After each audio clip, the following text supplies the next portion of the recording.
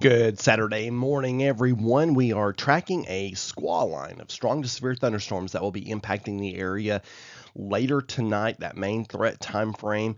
I've still got that set between 9 p.m. and 3 a.m., and the line will probably be arriving somewhere in the middle of that.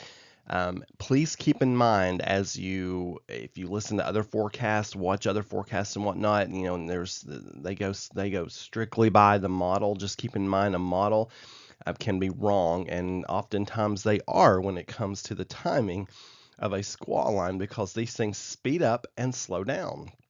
And this one would be more likely to speed up. So just keep that in mind. That's why I keep my threat time frame, that window of time, a little bit wider than maybe in some other places you see, because I've seen these things speed up way too many times and everybody's caught off guard because it arrived an hour early. So 9 p.m. to 3 a.m., and I will keep a very close eye on that. Now, once this line develops, then we'll be able to really get a good handle on exactly when that timing will be, giving it some leadway to speed up or slow down. But anyway, 9 p.m. to 3 a.m. is our main threat time frame tonight. If you'll notice on this model, it tries to paint some cells just ahead of the line. We don't want that to happen because those cells, if they became severe, would pose a greater tornado risk than what we would see within the line. So that's something I'll also keep a close eye on. I don't think we have too much to worry about with that, but it's certainly something for me to monitor as we go through the day and see how that threat evolves. So Saturday's level of concern, level 2. It is a meteorologist marked weather alert day. There's flash flood warnings in effect right now for northern Overton County, Pickett County, and northern Fentress County until noon. So you guys have received a lot of heavy rainfall in a short period of time this morning. And so be careful, turn around, don't drown, do not cross a flooded roadway. You don't know how deep that is. It could be a lot deeper than you think. And if that water is moving, you'd be really surprised at how little motion it takes in the water to both knock you off your feet and to send your vehicle floating down the river. So don't be doing that. The number one way people lose their lives in flooding in the United States is in their vehicles. And the number one group that falls prey to that, I guess you could say, is men. So, guys and ladies, but guys especially, don't be driving across those flooded roads. Saturday night's level of concern is level 3. If trends continue, I may have to bump this to 4. And I'll tell you why. Because that squall line looks like it's going to pack a punch.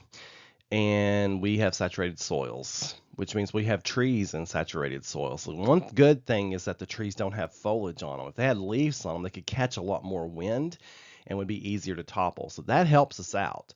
But nevertheless, we need to be mindful of that. Plus, the tornado risk has increased just a bit within that line. We have so much spin in the air today and tonight. And also, we have a wind advisory now in effect that goes into effect at midnight. But I'm here to tell you, with or without a wind advisory, today and tonight and tomorrow is going to be very windy. I mean, winds, like I told you all it was going to get windy.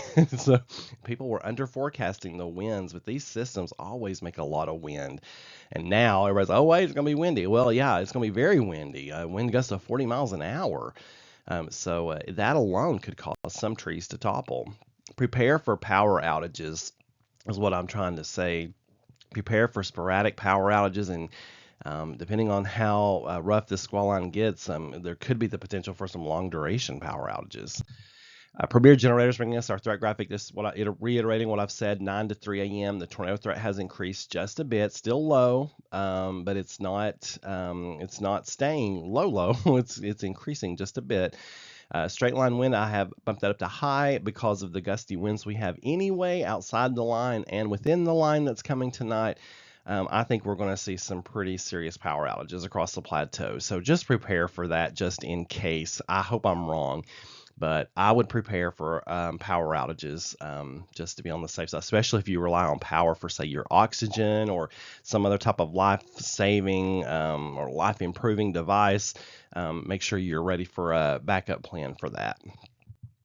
Clear View Clouds and Blind brings us that very active 5-day forecast. Today's rain and storms. Again, we get that break this afternoon and evening, but I'm not sure that's going to bode well for us because that's just going to let the atmosphere destabilize.